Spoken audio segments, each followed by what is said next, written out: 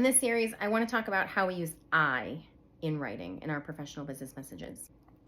The word I is used by the speaker in a conversation to indicate this body is speaking. And we use the word you to address the listener.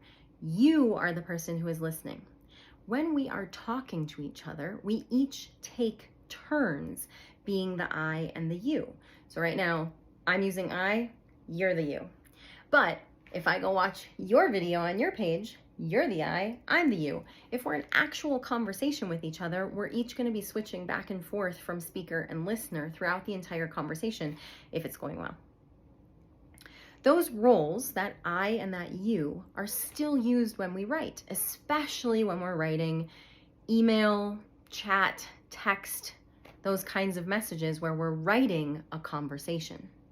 We use the I to represent ourselves as the writer, and we're using the you to address the reader.